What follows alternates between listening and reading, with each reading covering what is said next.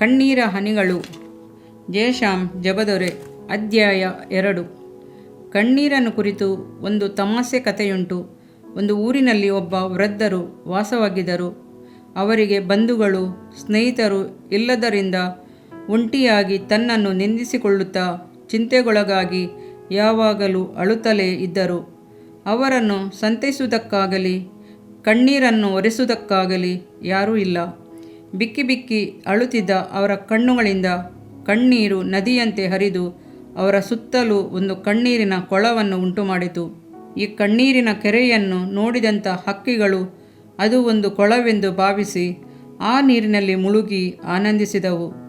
ಆ ಕಣ್ಣೀರಿನ ಕೆರೆಯ ಸುತ್ತಲೂ ಕೆಲವು ಚಂದದ ಹೂಗಿಡಗಳು ಹುಟ್ಟಿಕೊಂಡು ಹೂವು ಹರಳಿ ಸುವಾಸೆಯನ್ನು ಬೀರಲಾರಂಭಿಸಿದವು. ಚಿಕ್ಕ ಪುಟ್ಟ ಮೀನುಗಳು ಚಿಮ್ಮಿ ನೆಗೆದು ಈಜಲಾರಂಭಿಸಿದವು. ಎಲ್ಲೆಲ್ಲೂ ಸಂತೋಷ, ಆನಂದವೇ ಆನಂದವಾಗಿತ್ತು. ಹೀಗೆ ಅನೇಕ ವರ್ಷ ಹತ್ತು ಗೋಳಾಡುತ್ತಿದ್ದ ಆ ವೃದ್ಧರು ಒಮ್ಮೆ ತನ್ನ ಕಣ್ಣುಗಳನ್ನು ತೆರೆದು ಸುತ್ತಲೂ ನೋಡಿದರು. ಅವರ ಸುತ್ತಲೂ ಇದ್ದಂಥ ಹೂಗಿಡಗಳು, ಚಿಟ್ಟೆಗಳು, ಹಕ್ಕಿಗಳೆಲ್ಲವನ್ನು ಕಂಡಂಥ ಅವರ ಮನಸ್ಸು ಸಂತೋಷಿಸಿತು. ಅವರ ಕಣ್ಣೀರು ನಿಂತು ಹೋಯಿತು. ಕಣ್ಣೀರು ನಿಂತದರಿಂದ ಕೆರೆ ಬತ್ತಲಾರಂಭಿಸಿತು. ಮೀನುಗಳು ಚಡಪಡಿಸಿದವು. ಹಕ್ಕಿಗಳು, ನೀರಿನಲ್ಲಿನ ಕಪ್ಪೆ ಮೊದಲಾದವುಗಳೆಲ್ಲ ಕೂಡಿ ಬಂದು, ಅಯ್ಯ, ನೀವು ಕಣ್ಣೀರು ಸುರಿಸುವಿಯರಾದರೆ ಮಾತ್ರವೇ ನಾವು ಬದುಕುತ್ತೇವೆ, ಇಲ್ಲದಿದ್ದರೆ ಇಲ್ಲ ಎಂದು ಬೇಡಿಕೊಂಡವು.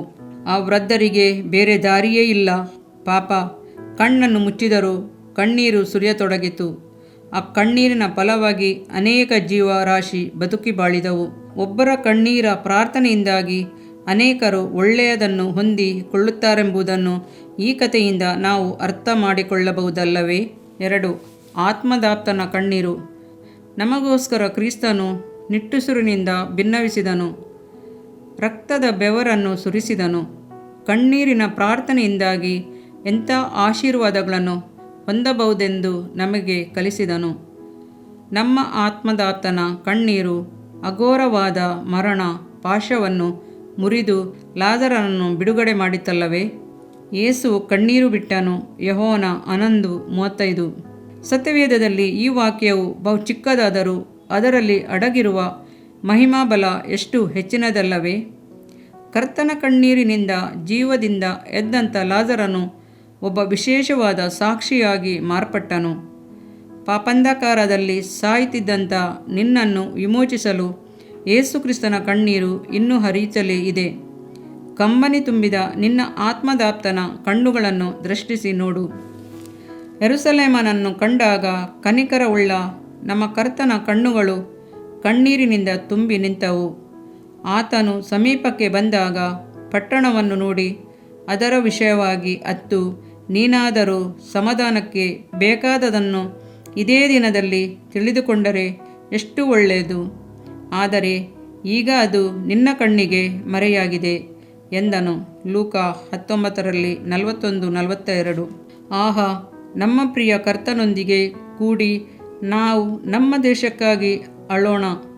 ಎಷ್ಟೋ ಮಂದಿ ಹೊರದೇಶದ ಮಿಷನರಿಗಳು ತಮ್ಮ ಕಣ್ಣೀರನ್ನು ರಕ್ತವನ್ನು ಚೆಲ್ಲಿ ನಮ್ಮ ದೇಶಕ್ಕಾಗಿ ಸೇವೆ ಮಾಡಿದಾಗಿಯೂ ಸಹ ನಮ್ಮ ದೇಶವಿನ್ನೂ ರಕ್ಷಣೆ ಹೊಂದಲಿಲ್ಲವಲ್ಲ. ಯೇಸುಕ್ರಿಸ್ತನ ಬರೋಣವು ಸಮೀಪವಾಗಿದೆಯಲ್ಲ. ಪಟ್ಟಣಗಳಲ್ಲಿರುವ ಎಲ್ಲ ಆಕ್ರಮಗಳ ನಿಮಿತ್ತ ನಿಟ್ಟುರಿಸಿಟ್ಟು ಅತ್ತು ಪ್ರಾರ್ಥಿಸುವ ಪ್ರಾರ್ಥನಾ ವೀರರನ್ನು ಕರ್ತನು ಈ ದಿನದಲ್ಲಿ ಮುದ್ರಿಸುತ್ತಿದ್ದಾನೆ. ಇಬ್ರಿಯ 5:7. ಕ್ರಿಸ್ತನು ತಾನು ಭೂಲೋಕದಲ್ಲಿದ್ದಾಗ ಮರಣಕ್ಕೆ ತಪ್ಪಿಸಿ ಕಾಪಾಡ ಶಕ್ತನಾಗಿರುವ ಆತನಿಗೆ ಬಲವಾಗಿ ಕೂಗುತ್ತಾ ಕಣ್ಣೀರನ್ನು ಸುರಿಸುತ್ತಾ ಪ್ರಾರ್ಥನೆ ವಿಜ್ಞಾಪನೆಗಳನ್ನು ಸಮರ್ಪಿಸಿ ದೇವರ ಮೇಲಣ ನಂಬಿಕೆಯ ನಿಮಿತ್ತ ಕೇಳಲ್ಪಟ್ಟನು ಎಂದು ಓದುತ್ತೇವೆ. ಯೇಸುಕ್ರಿಸ್ತನ ಸ್ವರೂಪವನ್ನು ಧ್ಯಾನಿಸಿ ನೋಡು. ಆತನು ಧಿಕ್ಕರಿಸಲ್ಪಟ್ಟವನು, ಸಂಕಟಪಡುವವನು, ಜಜ್ಜಲ್ಪಟ್ಟವನು, ಕುಗ್ಗಿಸಲ್ಪಟ್ಟವನು. ಯೆಶಾಯ 53:3-4-5. ಆಹಾ, ಆತನ ಕಣ್ಣುಗಳು ಕಣ್ಣೀರಿನಿಂದ ತುಂಬಿದವು. ಆತನೇ ನಮ್ಮ ಆತ್ಮದಾಪ್ತನು, ನಮ್ಮ ಮಾರ್ಗದರ್ಶಿ. ನಮ್ಮ ಕಣ್ಣೀರಿನ ಪ್ರಾರ್ಥನೆಯನ್ನು ಕೇಳಿ ಬೇಗ ಬಂದು ನಮ್ಮನ್ನು ಸಂತೈಸುವಾತನು. ನಮ್ಮ ಕಣ್ಣೀರನ್ನೊರೆಸುವಾತನು. 3. ಹಾಲು, ಮಡ್ಡಿಯು, ಕಣ್ಣೀರು. ಪ್ರಾರ್ಥನೆಗೆ ಸೂಚನೆಯಾಗಿ ಹಳೆಯ ಒಡಂಬಡಿಕೆಯಲ್ಲಿ ಧೂಪದ್ರವ್ಯದ ಮುಖ್ಯ ವಸ್ತು ಯಾವುದು ಗೊತ್ತೇ? ಅದು ಹಾಲು, ಮಡ್ಡಿ ಎಂಬ ವಸ್ತು. ಇದು ಒಂದು ಮರದಿಂದ ಬರುವ ಹಾಲು. ಮರವನ್ನು ಸ್ವಲ್ಪವಾಗಿ ಚುಚ್ಚಿ ಗಾಯ ಮಾಡುವಾಗ ಆ ಸ್ಥಳದಿಂದ ಒಸರುವ ಒಂದು ಅಂಟು. ಇದೇ ಹಾಲು ಮಡ್ಡಿ. ಇದು ಕಹಿಯಾದ ಬಿಳಿಯಾದ ವಸ್ತು, ಸುವಾಸನೆ ಉಳ್ಳದು. ಜಜ್ಜಲ್ಪಟ್ಟ ಹೃದಯದ ಭಾರದಿಂದ ಬರುವಂಥ ಕಣ್ಣೀರ ಪ್ರಾರ್ಥನೆಯೇ ಈ ಹಾಲು ಮಡ್ಡಿಯ ರೂಪವಾಗಿದೆ. ಹೌದು, ಅನ್ನಳು ಬಹುದುಃಖದಿಂದ ಕಣ್ಣೀರು ಸುರಿಸಿದಳು ಎಂದು ನೋಡುತ್ತೇವೆ. 1 ಸಾಮುವೇಲ 1:10. ಯಾಕೆಂದರೆ ಅವಳಿಗೆ ಮಕ್ಕಳಿರಲಿಲ್ಲವಾದ್ದರಿಂದ ಅವಳು ಸೋದರಿಯಾದ ಪೆನಿನ್ನಳು ಅನ್ನಳನ್ನು ಬಹಳವಾಗಿ ನಿಂದಿಸುತ್ತಿದ್ದಳು. ತನ್ನ ಚಿಂತೆಯನ್ನು, ತನ್ನ ಮನೋವ್ಯಥೆಯನ್ನು ಮನಬಿಚ್ಚಿ ಹೇಳಿಕೊಳ್ಳಲು ಅನ್ನಳು ಕರ್ತನ ಪಾದಕ್ಕೆ ಓಡಿದಳು. ಅವಳು ಬಹುದುಃಖದಿಂದ ಕಣ್ಣೀರು ಸುರಿಸುತ್ತಾ ಕರ್ತನನ್ನು ವಿಜ್ಞಾಪಿಸಿಕೊಂಡಳು ಎಂದು ಸತ್ಯವೇದವು ಹೇಳುತ್ತದೆ. ಜಯವು ಅನ್ನಳಿಗೆ ನಿಂದೆಯನ್ನು, ಅವಮಾನವನ್ನು ತನ್ನ ಕಣ್ಣೀರಿನಿಂದಲೇ ದೂರ ಮಾಡಿದಳು. ಕರ್ತನ ಪಾದದಲ್ಲಿ ಸುರಿಸುವ ಕಣ್ಣೀರು ಅವಳಿಗೆ ಆಶೀರ್ವಾದಕರವಾಗಿರುವಲ್ಲಿ ಅವಳ ಜೀವಿತದಲ್ಲಿ ಸೋಲೆಂಬುದು ಏಕೆ? ಬಂಜೆತನವೇಕೆ? ಅವಳ ಕಣ್ಣೀರಿನ ಪ್ರಾರ್ಥನೆಯು ಅವಳಿಗೆ ಸಾಮುವೇಲನನ್ನು ಮತ್ತು 5 ಮಕ್ಕಳನ್ನು ಕೊಟ್ಟಿತು. ಸೇವೆಯಲ್ಲಿ ವರಗಳಿಲ್ಲದ ಬಂಜೆತನದಿಂದಲೂ ಆತ್ಮಗಳ ಆದಾಯವಿಲ್ಲದ ಬಂಜೆತನದಿಂದಲೂ ನೀನು ತತ್ತಳಿಸುತ್ತಿರುವೆಯಾ? ಇದಕ್ಕೆ ಕಾರಣವೇನೆಂದು ನೀನು ಕರ್ತನ ಸನ್ನಿಧಾನದಲ್ಲಿ ನಿಂತು ಪರಿಶೀಲಿಸುವಿಯಾದರೆ ಕಣ್ಣೀರಿಲ್ಲದ ಪ್ರಾರ್ಥನೆ ಎಂಬುದನ್ನು ಪವಿತ್ರಾತ್ಮನು ತಿಳಿಯಪಡಿಸುವನು. ಕಣ್ಣೀರಿಲ್ಲದ ಪ್ರಾರ್ಥನೆ ಫಲವಿಲ್ಲದ ಪ್ರಾರ್ಥನೆ. ಆದ್ದರಿಂದ ಕಣ್ಣೀರಿನ ಪ್ರಾರ್ಥನೆ ಮಾಡಲು ನಿರ್ಧರಿಸೋಣ. 4. ಕಣ್ಣೀರನ್ನು ಪ್ರಯತ್ನಿಸಿ ನೋಡು. ತನ್ನ ಸೇವೆಯಲ್ಲಿ ಫಲ ಕಾಣದ ಒಬ್ಬ ಮಿಷನರಿ ತನ್ನ ತಾಯ್ನಾಡಿಗೆ ಹಿಂದಿರುಗಲು ತೀರ್ಮಾನಿಸಿದರು. ಅವರನ್ನು ಸೇವೆಗೆ ಕಳಿಸಿದವರಿಂದ ಅವರಿಗೊಂದು ತಂತಿ ವರ್ತಮಾನ ಬಂದಿತ್ತು. ಟ್ರೈ ಟಿಯರ್ಸ್, ಕಣ್ಣೀರನ್ನು ಪ್ರಯತ್ನಿಸು ಎಂಬುದೇ ಆ ವರ್ತಮಾನ. ಅಂದಿನಿಂದ ಕಣ್ಣೀರಿನೊಂದಿಗೆ ಪ್ರಾರ್ಥಿಸಲಾರಂಭಿಸಿದರು. ಬೆಳಗಿನ ಜಾವದಲ್ಲೆದ್ದು ಕರ್ತನ ಸನ್ನಿಧಾನದಲ್ಲಿ 2 ಹನಿ ಕಣ್ಣೀರಡದೆ ಅವರು ಹೊರಗೆ ಹೋಗುತ್ತಿರಲಿಲ್ಲ. ಕಣ್ಣೀರಿನ ಯುದ್ಧಾಯುಧ ಅವರಿಗೆ ಸಾವಿರಾರು ಆತ್ಮಗಳನ್ನು ಆದಾಯ ಮಾಡಿತು. ಹೌದು ದೇವಮಗುವೆ, ನೀನು ಕಣ್ಣೀರಿನ ಅಸ್ತ್ರವನ್ನು ಉಪಯೋಗಿಸಿರುವೆಯಾ? ದಂಪತಿಗಳ ಮಧ್ಯೆ ಅಸಮಾಧಾನವೇ? ಕಣ್ಣೀರನ್ನು ಪ್ರಯತ್ನಿಸಿ ನೋಡು. ಹೊರಬರಲಾದ ಪಾಪ ಬಂಧನಗಳಲ್ಲಿ ಸಿಕ್ಕಿರುವೆಯಾ? ಕಣ್ಣೀರಿನಿಂದ ಪ್ರಯತ್ನಿಸು. ನಿನ್ನ ಚಿಂತನೆಗಳನ್ನು, ಕಷ್ಟಗಳನ್ನು ಎಲ್ಲರಿಗೂ ಸಾರಿ ಹೇಳುತ್ತಾ ತಿರುಗಬೇಡ. ಕಣ್ಣೀರಿನಿಂದ ನಿನ್ನ ಕರ್ತನಿಗೆ ತಿಳಿಯಪಡಿಸು. ನಿಶ್ಚಯವಾಗಿ ಆತನು ಧಾವಿಸಿ ಬಂದು ನಿನಗೆ ಸಹಾಯ ಮಾಡಿ ನಿನ್ನ ಕಣ್ಣೀರನ್ನೊರೆಸುವನು. ಕೊರಿಯ ದೇಶದ ದೊಡ್ಡ ಸಭೆ ಒಂದರಲ್ಲಿ ಒಬ್ಬ ಸಹೋದರಿ ಮೊಣಕಾಲೂರಿ ಕಣ್ಣೀರನ್ನು ಸುರಿಸುತ್ತಿದ್ದಾಳೆ. ಆಕೆಗೆ ಆಹಾರವು ಮೊಣಕಾಲಿನಲ್ಲಿ ಕೊಡಲಾಗುತ್ತದೆ. ಕ್ರಿಸ್ತನ 2ನೇ ಬರುವಿಕೆಯವರೆಗೂ ನಾನು ಆತ್ಮಗಳಿಗಾಗಿ ಅತ್ತು ಕಣ್ಣೀರಿಡುತ್ತೇನೆ ಎಂದು ಆಕೆ ಹೇಳುತ್ತಾಳೆ. ನಾನು ರಕ್ತಬೋಳದ ಬೆಟ್ಟಕ್ಕೂ ಧೂಪದ ಗುಡ್ಡಕ್ಕೂ ತೆರಳಿ ಹಗಲು ತಂಪಾಗಿ ನೆರಳು ಇಳಿಯುವ ತನಕ ಚರಿಸುತ್ತಿರುವೆನು. ಪರಮಗೀತ 4:6. ಆ ಒಬ್ಬ ಸಹೋದರಿಯ ಕಣ್ಣೀರಿನ ಪ್ರಾರ್ಥನೆಯನ್ನು ನೋಡುವವರು ತಮಗರಿವಿಲ್ಲದೆಯೇ ಮೊಣಕಾಲೂರುವರು. ತಾವು ಸಹ ಪ್ರಾರ್ಥನಾ ವೀರರಾಗಿ ಮಾರ್ಪಡುವರು. ನಾವು ಕಣ್ಣೀರಿನ ಪ್ರವಾದಿಯಾದ ಯೆರೆಮೀಯನಂತೆ ಮಾರ್ಪಡೋಣವೇ? ಅಯ್ಯೋ, ನನ್ನ ಶಿರಸ್ಸು ಜಲಮಯವಾಗಿಯೂ ನನ್ನ ನೇತ್ರಗಳು ಕಣ್ಣೀರಿನ ಬುಗ್ಗೆಯಾಗಿಯೂ ಇದ್ದರೆ ಎಷ್ಟೋ ಲೇಸು. ನನ್ನ ಜನರಲ್ಲಿ ಹತರಾದವರ ನಿಮಿತ್ತ ಹಗಲಿರುಳು ಆಳಬೇಕಲ್ಲ. ಯೆರೆಮೀಯ 9:1. ಕರ್ತನೇ, ಯೆರೆಮೀಯನ ಕಣ್ಣೀರಿನ ಕಣ್ಣುಗಳನ್ನು ನಮಗೂ ಕೊಡು. ನಿನ್ನಲ್ಲಿನ ಕನಿಕರ, ನಿನ್ನ ಕಲ್ವಾರಿಯ ಪ್ರೀತಿ ನಮ್ಮನ್ನು ಕಣ್ಣೀರಿನಿಂದ ಪ್ರಾರ್ಥಿಸಲು ಪ್ರೇರಿಸಲಿ ಎಂದು ಪ್ರಾರ್ಥಿಸೋಣವೇ? 5. ಕಣ್ಣೀರಿನ ಒತ್ತಾಯ. ಅಣ್ವಸ್ತ್ರಗಳಿಲ್ಲದಂಥ ಮಹಾದೊಡ್ಡ ಬಲವು ಕಣ್ಣೀರಿನ ಪ್ರಾರ್ಥನೆಗೆ ಉಂಟು ಎಂಬುದನ್ನು ದೇವಮಗುವೆ, ನೀನು ಮರೆಯಬೇಡ. ಒಂದು ದಿನ ಯಾಕೋಬನಿಗೆ ತನ್ನ ಸಹೋದರನ ಬಗ್ಗೆ ಭಯ ಉಂಟಾಯಿತು. ತನ್ನ ಹೆಂಡತಿ, ಮಕ್ಕಳನ್ನು, ಕುರಿದನಗಳನ್ನು ಅವನು ಆಕ್ರಮಿಸಿಕೊಂಡು ತನ್ನನ್ನು ನಾಶಪಡಿಸಬಹುದೆಂಬ ಭಯ ಆವರಿಸಿತು.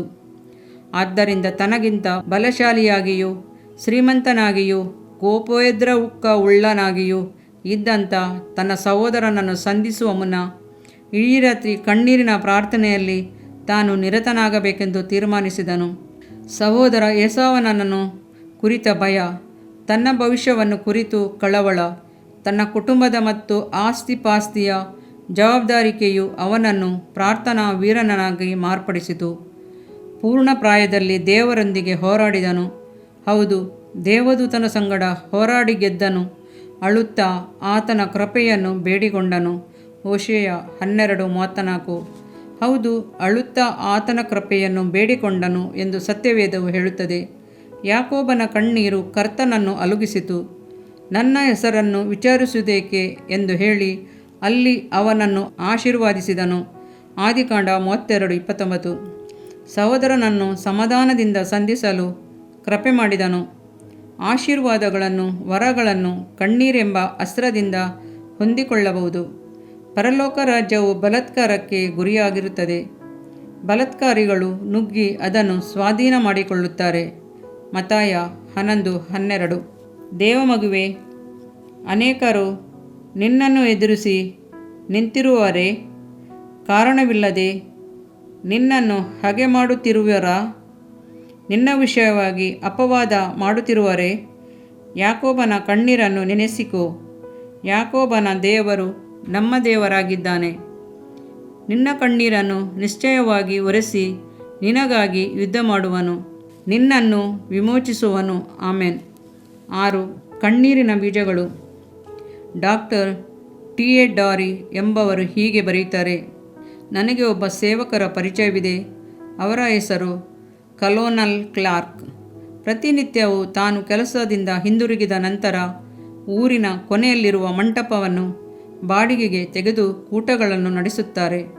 ಪ್ರತಿನಿತ್ಯವೂ ಕೂಟದಲ್ಲಿ ಅನೇಕ ಕುಡಿಕರು, ಕಳ್ಳರು, ಜೂಜಾಟಗಾರರು, ರೌಡಿಗಳು ಕಣ್ಣೀರಿನಿಂದ ತಮ್ಮನ್ನು ಕ್ರಿಸ್ತನಿಗೆ ಒಪ್ಪಿಸಿಕೊಡುತ್ತಾರೆ. ಅವರ ಸಂದೇಶ ಉಪ್ಪುಕಾರವಿಲ್ಲದ, ಸತ್ವಹೀನವಾದ, ಸಾಧಾರಣವಾದ ಸಂದೇಶವಾಗಿದ್ದರೂ ಸಹ ಅಂತ್ಯದಲ್ಲಿ ಪವಿತ್ರಾತ್ಮನ ಅಪರಿಮಿತವಾದ ಕ್ರಿಯೆಯನ್ನು ಕಾಣಬಹುದು. ಕಾರಣ ಗೊತ್ತೇ? ಅಳುವಂಥ ಅವರ ಕಣ್ಣುಗಳು.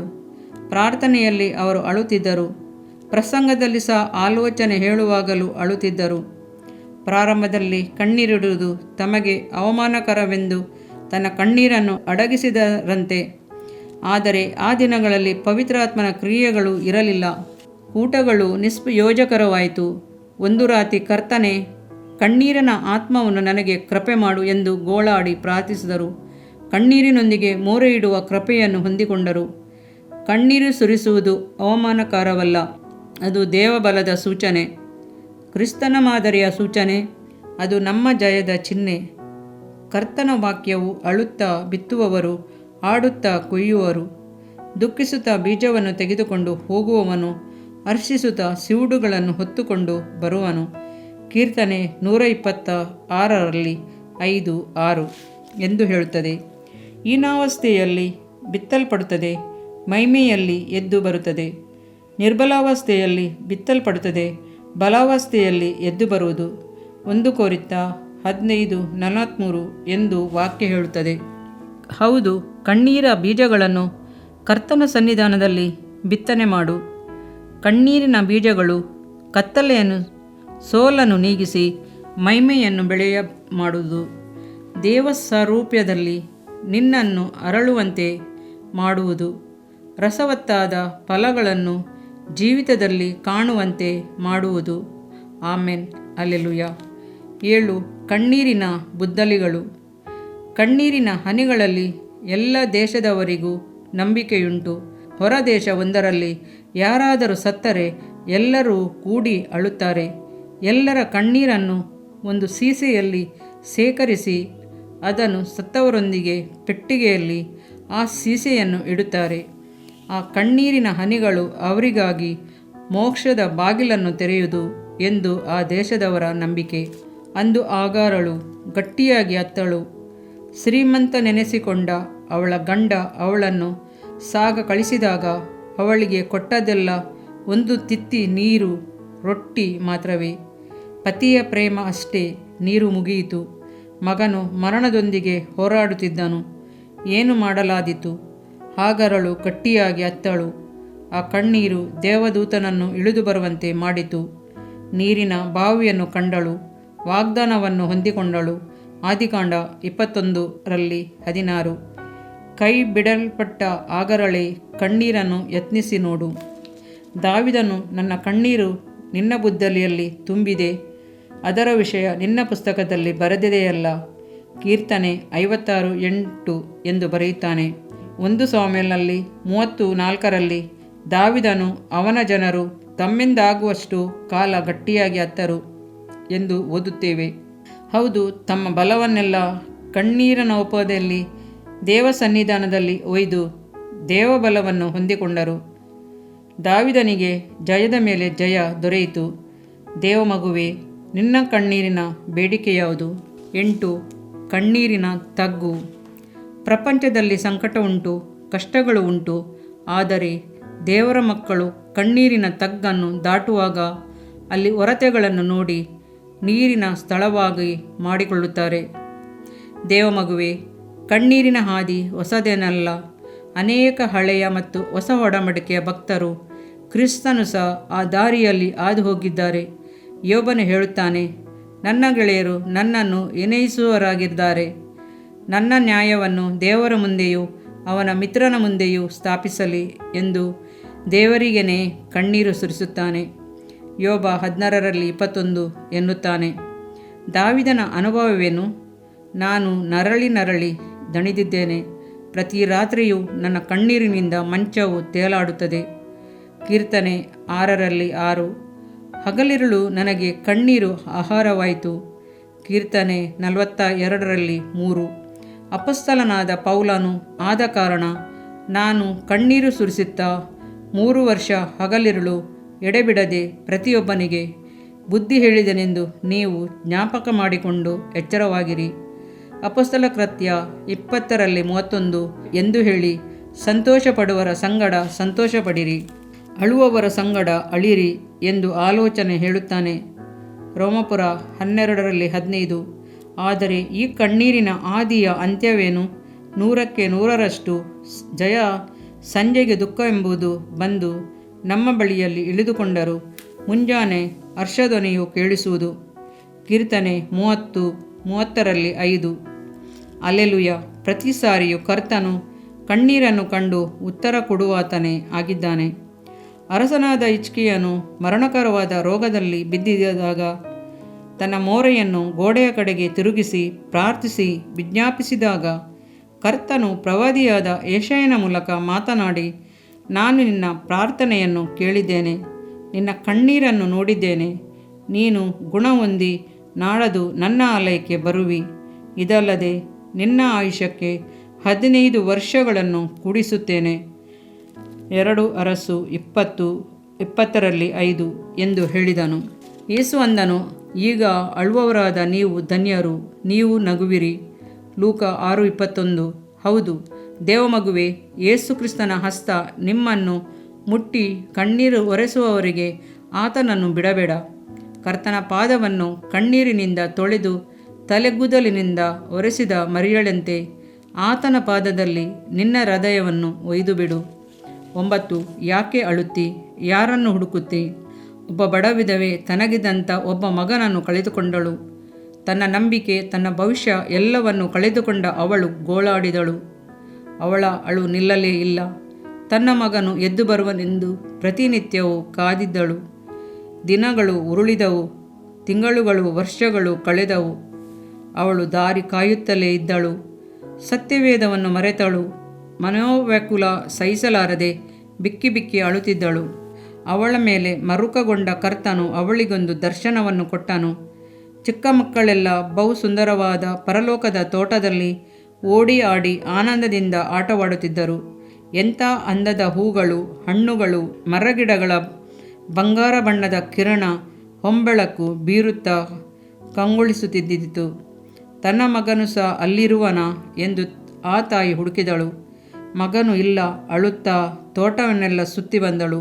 ಹಾಗೂ ಅವಳ ಮಗನು ಒಂದು ದೊಡ್ಡ ತೊಟ್ಟಿಯಲ್ಲಿದ್ದ ನೀರನ್ನು ತಾನೊಬ್ಬನೇ ಹೊತ್ತು ಹೊರಗೆ ಸುರಿಯುತ್ತಾ ಸಂಕಟ ಪಡುತ್ತಿದ್ದನು. ಅವನನ್ನು ಕಂಡೊಡನೆ ಮಗನೇ ಎಂದು ಕೂಗುತ್ತಾ ಓಡಿ ಹೋಗಿ ಅವನನ್ನು ಅಪ್ಪಿಕೊಂಡಳು. ಬೇರೆ ಮಕ್ಕಳೆಲ್ಲ ಸಂತೋಷವಾಗಿರುವವರಲ್ಲ, ಮಗನೇ ನೀನೊಬ್ಬನು ಮಾತ್ರ ಯಾಕೆ ನೀರು ಹೊರುತ್ತಾ ಕಷ್ಟಪಡುತ್ತಿರುವೆ ಎಂದಳು. ಅಮ್ಮ, ಈ ನೀರು ನೀನು ಭೂಮಿಯಲ್ಲಿ ಸುರಿಸುತ್ತಿರುವ ಕಣ್ಣೀರು. ನೀನು ಭೂಮಿಯಲ್ಲಿ ಕಣ್ಣೀರಿಡುವವರೆಗೆ ಇಲ್ಲಿ ನಾನು ಸಂತೋಷವಾಗಿರಲಾರೆ. ಅಮ್ಮ, ನಾನು ಆನಂದವಾಗಿರುವಂತೆ ನೀನು ಕಣ್ಣೀರನ್ನು ನಿಲ್ಲಿಸುವೆಯಾ ಎಂದನು. ಅಂದಿನಿಂದ ಅವಳು ತನ್ನ ಅಳುವನ್ನು ನಿಲ್ಲಿಸಿದಳು. ಮಾತ್ರವಲ್ಲ, ಕ್ರಿಸ್ತನ ಪಾದದಲ್ಲಿ ಹೆಚ್ಚು ವೇಳೆ ಕಳೆಯಲಾರಂಭಿಸಿದಳು. ಯಾಕೆ ಅಳುತ್ತಿ? ಯಾರನ್ನು ಹುಡುಕುತ್ತಿ? ಸಮಾಧಿಯ ಬಳಿ ಯೇಸುವನ್ನು ಹುಡುಕಿ ಅಳುತ್ತಿದ್ದ ಮಗ್ದಲದ ಮರಿಯಳ ಕಿವಿಗಳಲ್ಲಿ ಯೇಸುವಿನ ಮಧುರವಾದ ಸ್ವರ ಕೇಳಿಸಿತು. ಜೀವಿಸಿರುವ ತನ್ನ ವಿಮೋಚಕನನ್ನು ಮುಖಾಮುಖಿಯಾಗಿ ಕಂಡಾಗ ಅವಳ ಕಣ್ಣೀರೆಲ್ಲ ಮರೆಯಾಯಿತು. ಆಹಾ, ಎಷ್ಟು ಸಂತೋಷ, ಎಷ್ಟು ಆನಂದ! ಕಣ್ಣೀರನ್ನು ಒರೆಸುವಾತನು ಬೇಗನೆ ಬರುತ್ತಾನೆ. ನಾವು ನಮ್ಮ ವಿಮೋಚಕನನ್ನು ಬೇಗನೆ ಸಂಧಿಸುವೆವು. ಆಮೇನ್. ಯೇಸುವೆ, ಬೇಗನೆ ಬಾ ಎಂದು ಪ್ರೀತಿಯಿಂದ ಕರೆಯೋಣ. ನಮ್ಮ ಕಣ್ಣೀರು, ಕಷ್ಟ ಎಲ್ಲವೂ ನೀಗಿಸಲ್ಪಡುವ ಆ ದಿನ ಎಂಥ ಆನಂದದ ದಿನ! ಅವರ ಕಣ್ಣೀರನ್ನೆಲ್ಲ ಒರೆಸಿಬಿಡುವನು. ಇನ್ನು ಮರಣವಿರುವುದಿಲ್ಲ. ಇನ್ನು ದುಃಖವಾಗಲಿ, ಗೋಳಾಟವಾಗಲಿ, ಕಷ್ಟವಾಗಲಿ ಇರುವುದಿಲ್ಲ. ಮೊದಲಿದು ಇದ್ದ ಎಲ್ಲ ಇಲ್ಲದೆ ಹೋಯಿತು. ಪ್ರಕಟಣೆ 21:4. ಸಿಂಹಾಸನದ ಮಧ್ಯದಲ್ಲಿರುವ ಯಜ್ಞನ ಕುರಿಯಾದಾತನು ಅವರಿಗೆ ಕುರುಬನಂತಿದ್ದು ಜೀವಜಲದ ಒರತೆಗಳ ಬಳಿಗೆ ನಡೆಸುತ್ತಾನೆ. ದೇವರು ಅವರ ಕಣ್ಣೀರನ್ನೆಲ್ಲ ಒರೆಸಿಬಿಡುವನು. ಪ್ರಕಟಣೆ 7:17. ಮರಣವನ್ನು ಶಾಶ್ವತವಾಗಿ ನಿರ್ನಾಮ ಮಾಡುವೆನು. ಕರ್ತನಾದ ಯೆಹೋವನು ಎಲ್ಲರ ಮುಖದಲ್ಲಿನ ಕಣ್ಣೀರನ್ನು ಒರೆಸಿಬಿಡುವನು. ತನ್ನ ಪ್ರಜೆಯ ಅವಮಾನವನ್ನು ಭೂಮಂಡಲದಿಂದಲೇ ತೊಲಗಿಸುವನು. ಯೆಶಾಯ 28:8. ಇದರಿಂದ ನಿನ್ನ ದೇಹಕ್ಕೆ ಆರೋಗ್ಯವು, ಎಲುಬುಗಳಿಗೆ ಸಾರವು ಉಂಟಾಗುವವು. ಜ್ಞಾನೋಕ್ತಿಗಳು 3ನೇ ಅಧ್ಯಾಯ 8ನೇ ವಾಕ್ಯ. ಪ್ರಿಯ ವೀಕ್ಷಕರೇ ಮತ್ತು ಕರ್ತನಲ್ಲಿ ಸಹೋದರ ಸಹೋದರಿಯರೇ, ನೀವು ನಮ್ಮ ಈ ಕಾರ್ಯಕ್ರಮವನ್ನ ವೀಕ್ಷಿಸಿದ್ದಕ್ಕಾಗಿ ದೇವರ ನಾಮದಲ್ಲಿ ನಿಮಗೆ ವಂದನೆಗಳು. ದೇವರ ವಾಕ್ಯವು ನಮ್ಮ ಎಲುಬಿಗೆ ಬಲವು, ಸಾರವೂ ಆಗಿದೆ ಎಂದು ಸತ್ಯವೇದವು ಹೇಳುವಂತೆ ಈ ಕಾರ್ಯಕ್ರಮವು ನಿಮಗೆ ಆಶೀರ್ವಾದಕರವಾಗಿದೆ ಎಂದು ನಂಬುತ್ತೇವೆ. ಪ್ರಿಯ ವೀಕ್ಷಕರೇ, ನಮ್ಮ ಈ ಸೇವೆಗಾಗಿ ಪ್ರಾರ್ಥಿಸಿರಿ ಮತ್ತು ಎಲ್ಲಾ ಕಾರ್ಯಕ್ರಮಗಳನ್ನ ಇತರರೊಂದಿಗೆ ಶೇರ್ ಮಾಡಿರಿ. ಅದೇ ರೀತಿಯಾಗಿ ನಮ್ಮ ಈ ಯೂಟ್ಯೂಬ್ ಚಾನೆಲ್ ಅನ್ನು ಸಬ್ಸ್ಕ್ರೈಬ್ ಮಾಡಿರಿ ಹಾಗೂ ಲೈಕ್ ಮಾಡಿ. ನಿಮ್ಮ ಅನಿಸಿಕೆಗಳನ್ನು ಕಮೆಂಟ್ ಬಾಕ್ಸ್ನಲ್ಲಿ ನಮಗೆ ತಿಳಿಯಪಡಿಸಿ. ನಮ್ಮ ಸಂಖ್ಯೆ 7022104605. ಈ ಸಂಖ್ಯೆಗೆ ಕರೆ ಮಾಡಿರಿ. ಒಬ್ಬ ಪಾಪಿಯ ಪ್ರಾರ್ಥನೆ, ಯೇಸುವನ್ನು ರಕ್ಷಕನಾಗಿ ಅಂಗೀಕರಿಸಲು ಮಾಡಬೇಕಾದ ಪ್ರಾರ್ಥನೆ. ಪ್ರಿಯ ಪರಲೋಕದ ತಂದೆಯೇ, ಯೇಸುವಿನ ಹೆಸರಿನಲ್ಲಿ ನಾನು ನಿನ್ನ ಬಳಿಗೆ ಬಂದಿದ್ದೇನೆ. ನನ್ನ ಬಳಿಗೆ ಬರುವವರನ್ನು ನಾನು ತಳ್ಳಿಬಿಡುವುದೇ ಇಲ್ಲ. ಯೋಹಾನ 6:37 ಎಂದು ನಿನ್ನ ವಾಕ್ಯ ಹೇಳುತ್ತದಲ್ಲ. ಆದ್ದರಿಂದ ನೀನು ನನ್ನನ್ನು ತಳ್ಳಿಬಿಡದೆ ನನ್ನನ್ನು ಸೇರಿಸಿಕೊಳ್ಳುವಿ ಎಂದು ನನಗೆ ಗೊತ್ತಿದೆ. ಆದ್ದರಿಂದ ನಾನು ನಿನಗೆ ಸ್ತೋತ್ರ ಮಾಡುತ್ತೇನೆ. ನೀನು ನಿನ್ನ ವಾಕ್ಯದಲ್ಲಿ ನೀನು ಯೇಸುವನ್ನೇ ಕರ್ತನೆಂದು ಬಾಯಿಂದ ಅರಿಕೆ ಮಾಡಿಕೊಂಡು ದೇವರು ಆತನನ್ನು ಸತ್ತವರೊಳಗಿಂದ ಎಬ್ಬಿಸಿದನೆಂದು ಹೃದಯದಿಂದ ನಂಬಿದರೆ ನಿನಗೆ ರಕ್ಷಣೆಯಾಗುವುದು ಎಂತಲೂ ಕರ್ತನ ನಾಮವನ್ನ ಹೇಳಿಕೊಳ್ಳುವವರೆಲ್ಲರಿಗೆ ರಕ್ಷಣೆಯಾಗುವುದೆಂತಲೂ ಬರೆದಿದೆ. ರೋಮ 10:9-13ನೇ ವಾಕ್ಯ. ಯೇಸು ಕ್ರಿಸ್ತನು ದೇವಕುಮಾರನೆಂದು ನನ್ನ ಹೃದಯದಲ್ಲಿ ನಂಬುತ್ತೇನೆ. ನನ್ನನ್ನು ನೀತಿವಂತನನ್ನಾಗಿ ಮಾಡುವುದಕ್ಕಾಗಿ ಆತನು ಸತ್ತವರೊಳಗಿಂದ ಎಬ್ಬಿಸಲ್ಪಟ್ಟನು ಎಂದು ನಂಬುತ್ತೇನೆ. ನಾನು ಆತನ ನಾಮವನ್ನ ಹೇಳಿಕೊಳ್ಳುತ್ತೇನೆ. ಯೇಸುವೇ, ನೀನೇ ಕರ್ತನು. ತಂದೆಯೇ, ನೀನು ನನ್ನನ್ನು ರಕ್ಷಿಸಿದಿ ಎಂದು ನಾನು ನಂಬುತ್ತೇನೆ. ನಿನ್ನ ವಾಕ್ಯವು ಹೇಳುತ್ತದೆ, ಮನುಷ್ಯನು ಹೃದಯದಿಂದ ನಂಬುವುದರ ಮೂಲಕ ನೀತಿಯು ದೊರಕುತ್ತದೆ, ಬಾಯಿಂದ ಅರಿಕೆ ಮಾಡುವುದರ ಮೂಲಕ ರಕ್ಷಣೆಯಾಗುತ್ತದೆ. ರೋಮ 10:10. ನಾನೀಗ ನನ್ನ ಹೃದಯದಲ್ಲಿ ನಂಬುತ್ತೇನೆ ಹಾಗೂ ಯೇಸುವೇ ನನ್ನ ಕರ್ತನೆಂದು ಅರಿಕೆ ಮಾಡುತ್ತೇನೆ. ಆದುದರಿಂದ ನಾನೀಗ ರಕ್ಷಣೆ ಹೊಂದಿದ್ದೇನೆ. ಅಪ್ಪಾ ತಂದೆಯೇ, ನಿನಗೆ ಸ್ತೋತ್ರ. ಲೂಕನು ಬರೆದ ಸುವಾರ್ತೆ 11ನೇ ಅಧ್ಯಾಯದಲ್ಲಿ ಬರೆದಿರುವಂತೆ, ನಿಮ್ಮಲ್ಲಿ ತಂದೆಯಾದವನು ಮೀನನ್ನು ಕೇಳುವ ಮಗನಿಗೆ ಮೀನು ಕೊಡದೆ ಹಾವನ್ನು ಕೊಡುವನೆ? ಅಥವಾ ತತ್ತಿಯನ್ನು ಕೇಳಿದರೆ ಚೇಳನ್ನು ಕೊಡುವನೆ? ಹಾಗಾದರೆ ಕೆಟ್ಟವರಾದ ನೀವು ನಿಮ್ಮ ಮಕ್ಕಳಿಗೆ ಒಳ್ಳೆ ಪದಾರ್ಥಗಳನ್ನ ಕೊಡಬಲ್ಲವರಾದರೆ ಪರಲೋಕದಲ್ಲಿರುವ ನಿಮ್ಮ ತಂದೆಯು ತನ್ನನ್ನು ಬೇಡಿಕೊಳ್ಳುವವರಿಗೆ ಎಷ್ಟೋ ಹೆಚ್ಚಾಗಿ ಪವಿತ್ರಾತ್ಮ ವರವನ್ನ ಕೊಡುವವನಲ್ಲವೇ ಅಂದನು. ತಂದೆಯೇ, ನೀನು ಕೇಳಿಕೊಳ್ಳುವವರಿಗೆ ಪವಿತ್ರಾತ್ಮನ ವರವನ್ನು ಹೇರಳವಾಗಿ ಕೊಡುವಾತನಾಗಿದ್ದಿ. ಆದ್ದರಿಂದ ನನ್ನ ಮೇಲೆಯೂ ನಿನ್ನ ಆತ್ಮನನ್ನು ಸುರಿಸಬೇಕಾಗಿ ಬೇಡಿಕೊಳ್ಳುತ್ತೇನೆ. ಕೀರ್ತನೆ 81:10 ಬರೆದಿದೆ, ಅಗಲವಾಗಿ ಬಾಯಿದೆರೆಯಿರಿ, ಅದನ್ನು ತುಂಬಿಸುವೆನು. ಕರ್ತನೇ, ನನ್ನನ್ನು ಪವಿತ್ರಾತ್ಮನಿಂದ ತುಂಬಿದಂತ ನೀನು ನನ್ನನ್ನು ಅನ್ಯ ಭಾಷೆಯ ವರದಿಂದಲೂ ತುಂಬುವವನಾಗಿದ್ದಿ ಎಂದು ನಂಬುತ್ತೇನೆ. ಅದರಂತೆ ನಾನು ನನ್ನ ಬಾಯಿಯನ್ನು ತೆರೆದು ನಿನ್ನ ಸ್ತೋತ್ರ ಮಾಡುವಾಗ ಅನ್ಯ ಭಾಷೆಯ ಅಭಿಷೇಕದಿಂದ ನನ್ನನ್ನು ತುಂಬುವವನಾಗಿದ್ದಿ ಎಂದು ನಂಬುತ್ತೇನೆ.